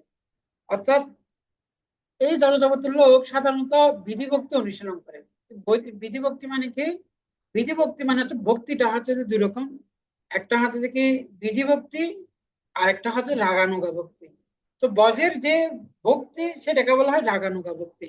তারা স্বাভাবিকভাবে কৃষ্ণের প্রতি তারা স্বাভাবিকভাবে কৃষ্ণের কি করে দেখে না, তো কৃষ্ণের প্রতি তারা তারা যে রাগানুগা মানে কোনো কিনে শাস্ত্র বিচার ছাড়া যে কি করে থাকে, যে ভক্তি করা হয় যেটা শাস্ত্র কোনো বিচারের অতীত। যেরকম যে মা যশোদা উনি কি করে দেখেন যে কৃষ্ণকে যে যে মা যশোদা কৃষ্ণকে আহ, খাওয়াতে পারে, যে ব্রজবাসীরা যে কোনো সময় কি কি করে দেখেন যারা কৃষ্ণকে মানে রাগানো ভক্তি স্বাভাবিক ভাবে কৃষ্ণের প্রতি। তো সেটা হচ্ছে লাগানো, তো শাস্ত্র বিচার, শাস্ত্র কোনো কি করে না, শাস্ত্র কোনো বিচার করে না এটার উপরে। বিধি ভক্তি মানে হচ্ছে শাস্ত্র বিধি অনুসারে ভক্তি করা, এটাকে বলা হয় বিধি ভক্তি। তো বলা হচ্ছে কি শ্রুতি স্মৃতি পুরাণাদি পঞ্চরাত্র বিধি বিনা ঐকান্তিক হরি ভক্তি উৎপাদে বা কল্পতে। কেউ যদি যে শ্রুতি অথবা অর্থাৎ কেউ যদি বেদ শাস্ত্র উপনিষদ বেদান্ত উপনিষদ এগুলো যদি না মেনে যদি ভক্তি করা হয় উৎপাতে বা কল্পতে, তাহলে সমাজে কি হবে, উৎপাত সৃষ্টি হবে। সেজন্য কি করতে হয়, শ্রুতি স্মৃতি পুরাণ এগুলো বেদ পুরাণ উপনিষদ মেনে ভক্তি অনুশীলন করা হয়। তো তো শাস্ত্র বৈদিক শাস্ত্র অনুশাসন মেনে যে ভক্তি করা হয় তাকে বলা হয় বোধি ভক্তি। তো বোধি ভক্তি অনুশীলন করার মাধ্যমে মানুষ কি করতে পারে, বৈকুণ্ঠ লোকে প্রবেশ করতে পারে। ঐশ্বর্য জ্ঞানীতে সব জগৎ মিশ্রিত, ঐশ্বর্য শীতল প্রেমে নাহি মূর্পিত। পৃথিবী সকল জগতে মোরে করে বিধি ভক্তি, বিধি ভক্ত বজবাব পাইতে নাহি সব। তো এই বিধি ভক্তি অনুশীলন করলে মানুষ বৈকুণ্ঠ লোক যেতে পারে। বৈকুণ্ঠ লোক গেলে কি হয়, সেখানে স্বরূপ প্রাপ্ত হয়। যখন এই স্বরূপ প্রাপ্ত হয় তখন সেখানে উনি সেখানে কি করেন যে বৈকুণ্ঠ লোকে সেখানে স্বরূপ প্রাপ্ত হয়, চতুর্ভুজ নারায়ণ চতুর্ভুজ রূপ ধারণ করেন। কিন্তু সেখানে যখন এই স্বরূপ প্রাপ্ত হবে তখন সেটা নিত্য, সেটা কখন কি করা যাবে না। তো বৈকুণ্ঠ লোক থেকে কখনো গোলক বৃন্দাবনে সেখানে যেতে পারে না। সেজন্য সেজন্য বলা হচ্ছে বিধিভক্তি অনুশীলন করার মাধ্যমে বৈকুণ্ঠ লোক যেতে পারে। কিন্তু গোলক বৃন্দাবন তাহলে কিভাবে, জীব কিভাবে গোলক বৃন্দাবন প্রবেশ করবে? গোলক বৃন্দাবন প্রবেশ করার জন্য তো কৃষ্ণ চিন্তা করছে আমি একটা এমন একটা প্রসেস করব যেটার মাধ্যমে গোলক বৃন্দাবনে জীব যেন গোলক বৃন্দাবন প্রবেশ করতে পারে। সেজন্য উনি কি করেছেন, উনি একটা এটা একটা সমস্যা যে কিভাবে জীব গোলক বৃন্দাবন প্রবেশ করতে পারবে। এটা এটা যে কিভাবে তারা গোলক বৃন্দাবন প্রবেশ করতে পারবে, সেজন্য ভগবান এই কেননা বিধিভক্তি করলে তো বৈকুণ্ঠ লোক যেতে পারে কিন্তু গোলক বৃন্দাবন যেতে পারে না। তো এটা ভগবান কৃষ্ণ কি করেছেন, উনি একটা পন্থা উনি উনি একটা ব্যবস্থা করেছেন, সেটা হচ্ছে কি, তো কৃষ্ণ চিন্তা করছেন আমি কি করবো, আমি ভক্ত না, আমি কি ভক্ত ভাব অঙ্গীকার গ্রহণ করবো, অর্থাৎ উনি রাধারানীর ভাব অঙ্গীকার গ্রহণ করবে। রাধারানীর ভাব গ্রহণ করে উনি কি করেছেন, তখন উনি চৈতন্য মহাপ্রভু ভাব গ্রহণ, অর্থাৎ উনি ভক্ত ভাব গ্রহণ করেছেন চৈতন্য মহাপ্রভুরূপে। তো চৈতন্য মহাপ্রভুরূপে উনি কি করবেন, কৃষ্ণ প্রেম যে আস্বাদন করেছেন সেটা উনি বিতরণ করবেন। অর্থাৎ এই হরে কৃষ্ণ মহামন্ত্র কীর্তনের মাধ্যমে কি করতে পারবো, আমরা যখন উনি যে কৃষ্ণ প্রেম আস্বাদন করেছেন, যেটা হচ্ছে যে উনি যে কৃষ্ণ প্রেম যেটা বজের প্রেম আস্বাদন করেছেন সেটা বিতরণ করেছেন, হরিনামের মাধ্যমে সেটা বিতরণ করেছেন। তো যে নাম সে কৃষ্ণ, নাম এবং নামই অভিন্ন। নাম চিন্তামণি কৃষ্ণ চৈতন্য রস বিগ্রহ পূর্ণ পূর্ণ শুদ্ধ নিত্য মুক্ত অভিন্নাথ নাম নামে। নাম এবং নামই হচ্ছে অভিন্ন। তো নাম অর্থাৎ নামই হচ্ছে ভগবান এবং তার থেকে তার নাম হচ্ছে অভিন্ন। তো আমি কি করব, এই জগতে তার কৃষ্ণের যে নাম তার নামটা বিতরণ করবো। এই নামের ভিতরে কৃষ্ণ প্রেম থাকবে। তো এই হরির নামের মাধ্যমে কৃষ্ণ প্রেম লাভ করতে পারবো। এই যে আমরা যে হরে কৃষ্ণ যে মুভমেন্ট, হরে কৃষ্ণ যে আন্দোলন, হরে কৃষ্ণ, তো এই হরে কৃষ্ণ মহামন্ত্র এটা এই জগতের কোনো মন্ত্র নয়, এটা চিন্ময় জগতে এটা নিত্য সবসময় কি করে থাকেন হরে কৃষ্ণ মহামন্ত্র, সেখানে সেটা কীর্তন হয়ে থাকেন। তো এই হরিনাম এটা গোলকের প্রেম, সেজন্য বলা হচ্ছে গোলকের প্রেমদন হরিনাম সংকীর্তন। গোলক বৃন্দাবন থেকে এটা চৈতন্য মহাপ্রভু এই জগতে নিয়ে আসছে। তো সে সে এই প্রেমের মধ্যে এই হরির নামের মাধ্যমে কি কি করা যায়, যে প্রেম সে রয়েছে। তো চৈতন্য মহাপ্রভু বলছে এই যখনই এই জগতে যখনই এই নাম বিতরণ করা হবে, এই নামের মাধ্যমে মানুষ কৃষ্ণ প্রেম লাভ করতে পারবে। এই নামের মাধ্যমে তারা গোলক বৃন্দাবনে প্রবেশ করার সুযোগ লাভ করবে। এটা হচ্ছে যে ভগবানের চেষ্টা। ঐশ্বর্য জ্ঞানে বিধি ভজন করিয়া বৈকুণ্ঠে যাই চতুর্বিধ মুক্তি পাইয়া। তো ঐশ্বর্য জ্ঞানে যখন বিধি ভক্তি অনুশীলন করবে তারা বৈকুণ্ঠ লোকে প্রবেশ করতে পারবে। সম্ভ্রম শ্রদ্ধা সহকারে বৈধি ভক্তি অনুশীলন করে ভক্ত 4 প্রকার মুক্তি প্রাপ্ত হয়। বৈকুণ্ঠ লোক গেলে সেখানে 5 প্রকার মুক্তি আছে, কিন্তু 4 প্রকার মুক্তি প্রাপ্ত হয়। সারূপ্য, সালুপ্য, সামীপ্য, তারপর সারূপ্য, সালুক্য, সামীপ্য, তারপর আছে শাস্তি, সারূপ্য, সালুক্য, সামীপ্য। তারপর হচ্ছে যে এই 4 ধরনের মুক্তি প্রাপ্ত হয়।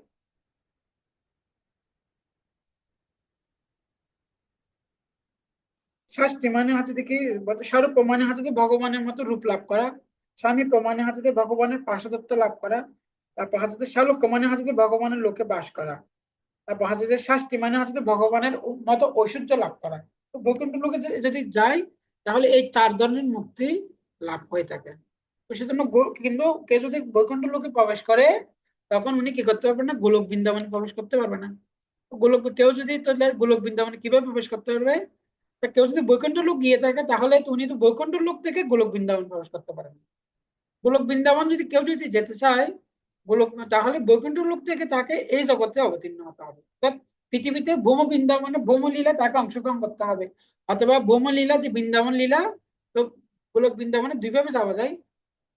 একটা হচ্ছে বৃন্দাবন কৃষ্ণের বৃন্দাবন লীলায় অংশগ্রহণ করতে হবে, আর না হলে চৈতন্য মহাপ্রভুর সংকীর্তন আন্দোলনে অংশগ্রহণ করতে হবে। এই দুইটার মধ্যে যে কোনো একটাতে অংশগ্রহণ করার মাধ্যমে উনি বৃন্দাবনে গোলক বৃন্দাবনে সেখানে প্রবেশ করতে পারবে।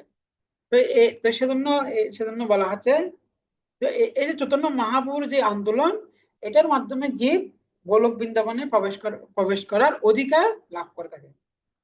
তো সেজন্য তো কেউ যদি বৈকুণ্ঠ লোক চলে যায়, উনি যদি সেখানে যদি তার স্বরূপ প্রাপ্ত হয় তাকে কি করতে হবে? তাকে আবার পৃথিবীতে এই সংকীর্তন আন্দোলনে যোগ দিতে হবে, অথবা কৃষ্ণের লীলায় অংশগ্রহণ করতে হবে। তাহলে তারা আবার আবার গোলক বৃন্দাবনে ফিরে যাবার সুযোগ লাভ করে। সেজন্য বলছে যোগধর্ম প্রবর্তায় নাম সংকীর্তন চারিভাব ভক্তি দিয়ে নাসামু জীবন। আপনি করিম ভক্ত ভাব অঙ্গীকারে, আপনি আসরি ভক্তি শিখামু সবারে। তো যুগধর্ম উনি যে কলিযুগের যুগধর্ম নাম সংকীর্তন উনি কি করবেন? প্রবর্তন করবেন এবং চারিভাব ভক্তি দিয়ে নাসামু ত্রিভুবন। এবং আপনি আসরি করি আহ, আপনি করিম ভক্তভাব অঙ্গীকারে, ভক্ত রূপে তিনি অবতীর্ণ হবেন।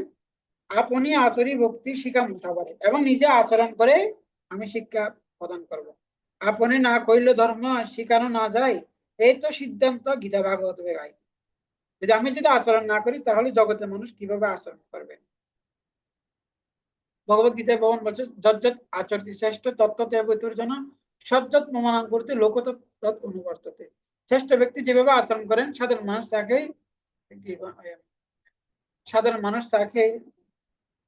সাধারণ মানুষ তাকে অনুসরণ করেন, তিনি তা প্রমাণ বলে স্বীকার করে থাকেন। শ্রেষ্ঠ ব্যক্তি যেভাবে আচরণ করেন সাধারণ মানুষেরা সেভাবে তাহাকে অনুসরণ করে। শ্রেষ্ঠ ব্যক্তি আদর্শ কর্মের দ্বারা সে দৃষ্টান্ত স্থাপন করেন, সকলে তা অনুসরণ করে। অর্থাৎ শ্রেষ্ঠ ব্যক্তি যেভাবে আচরণ করবেন সাধারণ মানুষ কি করবেন? সেটাকে অনুসরণ করবেন। সেজন্য উনি চৈতন্য মহাপ্রভু নিজে কি করে আচরণ করে শিক্ষা প্রদান করবেন। যুগ ধর্ম প্রবর্তন হয় অংশ হইতে, আমি বিনা অন্য কারো অন্য নারে বজ প্রেম দিতে। তো আমি অর্থাৎ যে চৈতন্য মহাপ্রভু একমাত্র কি করতে পারেন? যে এই ব্রজের প্রেম সেটা বিতরণ করতে পারেন। তাহাতে আপন ভক্ত গণ করি অঙ্গে সঙ্গে, ভক্তগণ করি সঙ্গে পৃথিবীতে অবতরি করিম নানা রঙ। এবং চৈতন্য মহাপ্রভু নিজে অবতীর্ণ হবেন না, যে বৃন্দাবনে উনি যে তার যে বিভিন্ন সখা সখী বৃন্দ, তার সমস্ত পার্ষদ বৃন্দ সবাইকে নিয়ে আবার যে ভগবান শ্রীকৃষ্ণ উনি আবার সম্পূর্ণরূপে উনি আবার সবাইকে নিয়ে, এবং তার ধাম বৃন্দাবন ধাম এবং তার সমস্ত পার্ষদ বৃন্দ সবাইকে নিয়ে উনি পৃথিবীতে নানা রঙে তিনি নানা নানা স্থানে অবতীর্ণ হবেন। এত ভাবি কলিকালে প্রথম সন্ধ্যায় অবতীর্ণ হইল কৃষ্ণ আপনি নদিয়ায়।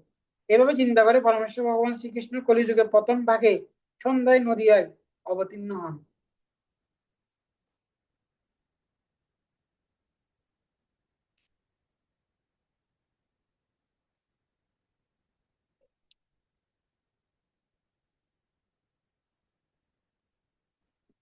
তো চৈতন্য মহাপ্রভু সম্বন্ধে আরো বলা আছে শুক্ল রক্ত পীতবর্ণ এই তিন ধুতি সত্য ত্রেতায় কলিকালে ধরেন শ্রীপতি।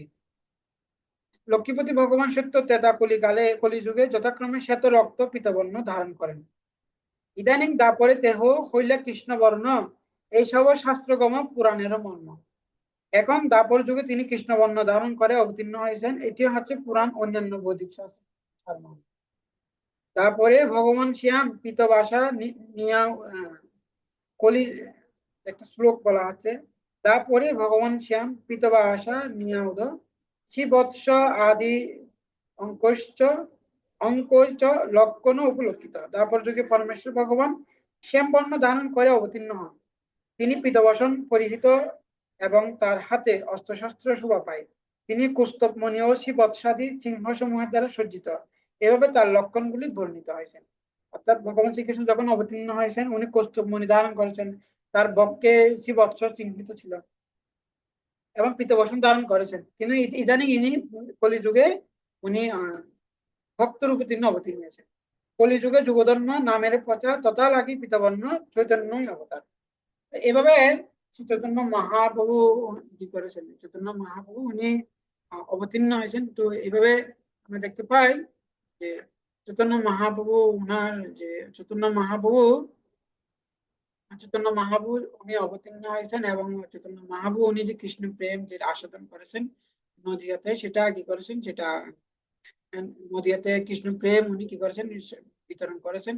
আর এর মাধ্যমে হরিনাম সংকীর্তন যে আন্দোলন উনি প্রচার করেছেন, সেটা এটা কোনো এই ওই যে হরে কৃষ্ণ মহামন্ত্র, এটা কোনো এই জগতের কোনো বস্তু নয়, এটা তো গোলকেরও প্রেমোদন।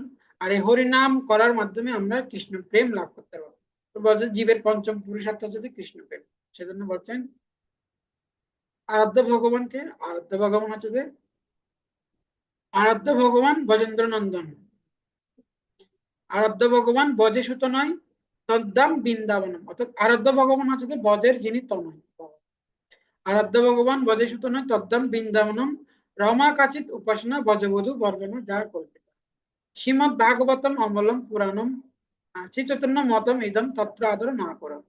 অর্থাৎ আরাধ্য ভগবান হচ্ছে যে ভগবান শ্রীকৃষ্ণ, আরাধ্য ভগবান বজে সুত নয়, তিনি কোথায় থাকেন, তদ্দাম বৃন্দাবনম রমা কাচিত উপাসনা বজবধূ বর্গণ যা কল্পিতা।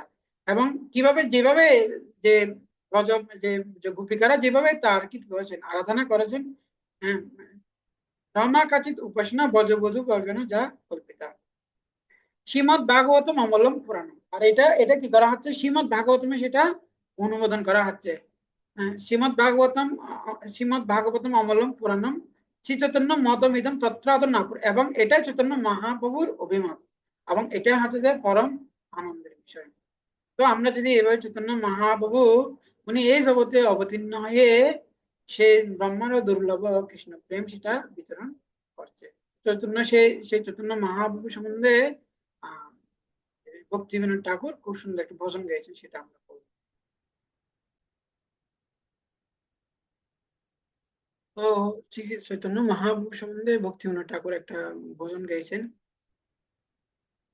শ্রীকৃষ্ণ চৈতন্য প্রভু জীবে দয়া করি সপর্ষদ স্বীয় দাম তাহয় অবতরী অত্যন্ত দুর্লভ প্রেম করিবার দান শিকায় শরণাগতি ভক্তের প্রাণ দৈন্য আত্মা নিবেদন গতিতে বরণ অবসর কৃপে কৃষ্ণ বিশ্বাস পালন ভক্তি অনুকূল মাত্র কার্যের শিকার ভক্তি প্রতিকূল মাত্র বর্জন অঙ্গীকার সরঙ্গ শরণাগতি হইবে যাহার তাহার প্রার্থনা শোনে কুমার রূপ সনাতন পদে দন্তে তিন করি ভকতি বিনোদ করে পদ ধরি কান্দিয়া কান্দিয়া বলে আমি তয়দাম, শিকায় শরণাগতে করহে উত্তম। শিকায় শরণাগতে করহে উত্তম। এখানে ভক্তিবিনোদ ঠাকুর বলছেন যে শ্রীকৃষ্ণ চৈতন্য প্রভু জীবে দয়া করি সপার্শ্বদ স্বীয়ধাম সহাবতে। চৈতন্য মহাপ্রভু তার ধাম সহ তিনি এবং তিনি অবতীর্ণ হয়েছেন তার সমস্ত পার্শ্বদ বিন্দু সহ। অত্যন্ত দুর্লভ প্রেম করিবারে দান, যেটা অত্যন্ত দুর্লভ, ব্রহ্মারও দুর্লভ, সে কৃষ্ণ প্রেম উনি বিতরণ করার জন্য অবতীর্ণ হয়েছেন। শিকায়ও শরণাগতি ভক্তের, উনি কি কি কি কি শিক্ষা প্রদান করার জন্য জগতে অবতীর্ণ হয়েছেন। তো ভগবান শ্রীকৃষ্ণ আজ থেকে 5,000 বছর ভগবান শ্রীকৃষ্ণ এসে উনি গীতার জ্ঞান প্রদান করেছেন। তখন গীতার সার কথা হচ্ছে যে কি আমরা যেন ভগবানের শরণাগত হই। সর্বধর্মান পরিত্যাজ্য মামেকং শরণং ব্রজ, অহং তং সর্ব পাপিব মোক্ষামি মাশুচ। 5,000 বছর হয়ে গেল, ভগবান কৃষ্ণ চিন্তা করতে লাগলো যে কেউ তো আমার শরণাগত হয় না। তো ভক্ত সেজন্য ভগবান নিজে চিন্তা করছে আমি নিজে কি করবো, ভক্তরূপে অবতীর্ণ হয় কিভাবে কৃষ্ণের শরণাগত হতে হয় সেটা আমি নিজে শিক্ষা প্রদান করবো। নিজে আচরণ করে উনি, কৃষ্ণ নিজে আচরণ করে উনি শিক্ষা উনি নিজে দেখাচ্ছে যে কিভাবে ভগবানের শরণ গ্রহণ করতে হয়। সেজন্য চৈতন্য মহাপ্রভু স্বয়ং ভগবান শ্রীকৃষ্ণ উনি মানে কৃষ্ণ হয়ে উনি চৈতন্য মহাপ্রভুর উপর উনি অবতীর্ণ হয়েছেন।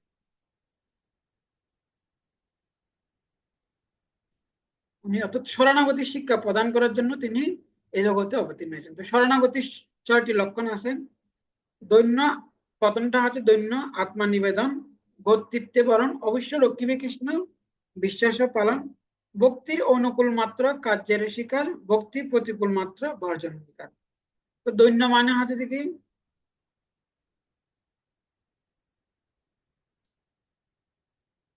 দৈন্য মানে হচ্ছে যে অত্যন্ত দৈন্যতা থাকতে হবে। তো তো বলা হচ্ছে যে কি যে আমরা নিজেকে অত্যন্ত দৈন্য সহকারে আহ, শরণাগতির প্রথমটা হচ্ছে যে দৈন্যতা। তো অত্যন্ত দৈন্যতা বশত কি করতে পারে, অর্থাৎ দৈন্যতা আমাদের ভিতরে দৈন্যতাটা থাকা উচিত, অবশ্যই দৈন্যতা দৈন্যতা থাকা উচিত। আর সেজন্য চৈতন্য মহা বলছেন তিনাদপি শুনি চেন তরুরূপী সহিষ্ণু, অমানিনা মানদেন কীর্তনিয়া সদাহরি। কে এ হরিনাম, কে হরিনামের অধিকারী, কীর্তনিয়া সদাহরি, কে হরিনামের অধিকারী, যিনি তিনাদপি শুনিছেন তরুরূপী সহিষ্ণু, নিজেকে তিন অপেক্ষা যিনি নিজেকে তিন অপেক্ষা তরুরু থেকেও নিজেকে অর্থাৎ নিজেকে তিন অপেক্ষা নিজেকে তরু থেকে কি করে থাকেন সহিষ্ণু, সহিষ্ণু হতে। হ্যাঁ, তিনাদপি শুনিছেন তরুরূপী সহিষ্ণু, অর্থাৎ তিন থেকেও নিজেকে তরু থেকেও কি করতে উচিত, অর্থাৎ নিজেকে হীন মনে করা উচিত। তরু রূপে তিন অতপি শুনেছেন তরু রূপে, তিন অপেক্ষা নিজেকে হীন মনে করে দেখেন। তো এইভাবে তিনাদপি শুনেছেন তরু নিজেকে, অর্থাৎ তিন অপেক্ষা যিনি হীন মনে করে থাকেন তিনি কি করে থাকেন, যিনি যিনি নিজের থেকে যার ভিতরে দৈন্যতা থাকবে, এ ধরুন তিনাদপি তিন অপেক্ষা দৈন্যতা থাকবে, তিন অপেক্ষা নিজেকে হীন মনে করবেন, তিনি হরিনাম করতে পারবেন, সেজন্য দৈন্য। তারপর হচ্ছে কি আত্মা নিবেদন, শরণাগতির আরেকটা লক্ষণ হচ্ছে কি আত্মা নিবেদন, অর্থাৎ কি করা, সেজন্য বলছে মানুষ দেহ গেহ যা কিছু মোর, সব কিছু দোয়া পদে শ্রীনন্দ কিশোর। আমার দেহ আমার গেহ, আমার দেহ গেহ যা কিছু মোর, আমার ধন সম্পদ আমার গেহ, আমার সব কিছু কি করব, ভগবানের চরণে ভগবানের চরণে নিবেদন করব। তারপর এরপর হচ্ছে কি আত্মা নিবেদন, এবং আমার আত্মাটাও নিবেদন করব। আত্মা নিবেদন করেছেন সেরকম হচ্ছে কে বলি মহারাজ, উনি কি করেছেন আত্মা নিবেদন করেছেন। গোপতৃপ্তি বরণ, গোপতৃপ্তি বরণ মানে শরণাগতির আরেকটা লক্ষণ হচ্ছে গোপতৃপ্তি বরণ, অর্থাৎ ভগবান হচ্ছে আমার প্রভু, আমি হলাম ভগবানের দাস, এবং আমার আমার ভগবান হচ্ছে আমার প্রভু, সেটা কি করা বরণ করে নেওয়া। অবশ্যই রক্ষিবে কৃষ্ণের বিশ্বাসে পালন, এবং ভগবান আমাকে সব সময় রক্ষা করবে। শরণাগতির আরেকটা লক্ষণ, চতুর্থ লক্ষণ, তৃতীয় হ্যাঁ, চতুর্থ লক্ষণ হচ্ছে কি অবশ্যই রক্ষিবে কৃষ্ণের বিশ্বাসে পালন, যে কৃষ্ণ আমাকে সবসময় রক্ষা করবে, যেরকম ভগবত গীতা বলছে হ্যাঁ নবাং না দৈবেশু গুণময়ী মম মায়া দুরতিয়া, মামে বলছে প্রবদান্তে মায়া মেতম তরন্তিতে। যে আমার কি করতে পারবেন না, দৈবেশু গুণময়ী যিনি আমার আমার কি করতেন, যিনি আমার শরণাগত হয়েছেন, মামে বলছে প্রবদান্তে মায়া মেতম তরন্তিতে, তাকে মায়া কি করতে পারবে না, কোনো কিছুই করতে পারবে না। দেবৈশ্য গুণময়ী মম মায়া দূরত্বে মামে বুঝি প্রভুদন্তে মায়া মেতাম তরন্তে। ভগবান আরো বলছেন যে ক্ষিপ্রম ভবতি ধর্মাত্মা শাশ্বত শান্তি নিগচ্ছতে কুন্তে পতিজানাহি নামে ভক্তে পনিষতি। আমার ভক্তি বিনাশ হয় না, বিশ্বাসও পালন, অবশ্যই রক্ষিবে কৃষ্ণ বিশ্বাসও পালন। ভক্ত শাসন বিশ্বাস করেন আমাকে ভগবান রক্ষা করবে। ভক্তির অনুকূল মাত্র কার্যের স্বীকার, যে ভক্তির যেটা অনুকূল সেটা গ্রহণ করা, যেটা ভক্তির প্রতিকূল সেটা বর্জন করা। ভক্তির প্রতিকূল বা বর্জন অঙ্গীকার। সরঙ্গ এইভাবে যিনি এই এই এই এই ছয়টা অঙ্গ যিনি পালন করবেন, সরঙ্গ শরণাগতি হইবে যাহার, তাহারও প্রার্থনা শুনে শ্রীনন্দ কুমার। এইভাবে যিনি এই ছয়টা অঙ্গ যিনি শরণাগতি, যেটা ছয়টা অঙ্গ যিনি পালন করবেন, তার কথা ভগবান শুনবেন। রূপ সনাতন পদে দন্তে তৃণধরি। হ্যাঁ, যেভাবে চৈতন্য গোস্বামী, সনাতন গোস্বামী নিজেকে নিজেদেরকে অত্যন্ত দৈন্যতার সহিত চৈতন্য মহাপ্রভুর চরণে শরণ গ্রহণ করেছেন। রূপ সনাতনের প্রতি দন্তে কেন তৃণধরি বলছেন, যে নিজেকে হীন মনে করা। সনাতন গোস্বামী উনি উনি বলছেন আমি পশু থেকে অধম। পশু কি খায়, ঘাস খায়। সেজন্য উনি কি করেছেন, যে যে তখনই চৈতন্য উনি সনাতন গোস্বামী উনি মুখের মধ্যে ঘাস নিয়েছেন। অর্থাৎ উনি বোঝাতে চাচ্ছে যে কি আমি অর্থাৎ পশু থেকে অধম। যদিও উনি আসলে সত্যি উত্তম, কিন্তু নিজেকে আচরণ করে উনি শিক্ষা প্রদান করছেন চৈতন্য মহাপ্রভু। আমাদের জন্য সে শিক্ষা প্রদান করা। রূপ সনাতন পদে দন্তে তিন করি, বকতের বিনোদ প্রভু করে দুই পদ ধরি। এভাবে ভক্তি বিনোদ ঠাকুর উনি প্রার্থনা করতে লাগলেন। কাঁদিয়া কাঁদিয়া বলে আমি তো অধম, শিখায় শরণাগতি করাই উত্তম। আমি কেঁদে কেঁদে উনি প্রার্থনা করতে লাগলো, আমি তো অত্যন্ত অধম পতিত, আপনি কৃপা করে আমি আপনার শরণ গ্রহণ করছি, শিখায় শরণাগতি করাই উত্তম, আপনি আমাকে উত্তম করে দেবেন। এভাবে যে ভক্তিবিনোদ ঠাকুর, আমরা কিভাবে উত্তম হতে পারি, যদি চৈতন্য মহাপ্রভু শরণ গ্রহণ করতে পারি, আমরা উত্তম হতে পারি। এইভাবে চৈতন্য মহাপ্রভু এই জগতে অবতীর্ণ হয়ে শরণাগতি শিক্ষা প্রদান করতেছেন, কিভাবে আমরা চৈতন্য আমরা ভগবানের ভক্ত হব, কিভাবে ভগবানের শরণ গ্রহণ করব, কিভাবে ভগবানকে ভক্তি করব, যে ভক্তির মাধ্যমে যেটা জীবের পঞ্চম পুরুষত্ব কৃষ্ণ প্রেম সেটা লাভ করা যায়, সেটা শিক্ষা প্রদান করতেছেন।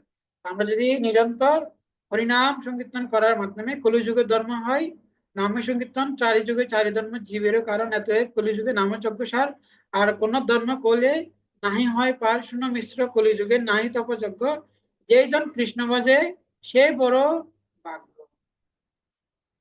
তো সেজন্য বলছে হরির নাম ছাড়া এই জগতে কোনো গতি নেই। হরির নাম হরির নাম বা কেবলম হলো নাস্তিব্য নাস্তিব্য নাস্তিব্য গতির নেতা। এই কলিযুগে হরির নাম ছাড়া কোনো গতি নেই, কোনো গতি নেই, কোনো গতি নেই। হরে কৃষ্ণ কৃষ্ণ কৃষ্ণ হরে হরে, হরে রাম রাম রাম হরে হরে। তো সবাইকে অসংখ্য ধন্যবাদ আমাদের সাথে থাকার জন্য। পাঞ্চাকল্প তুরবশ্যি কৃপা সিন্ধু পতিতানাং পাবনেভ্যো বৈষ্ণবেভ্যো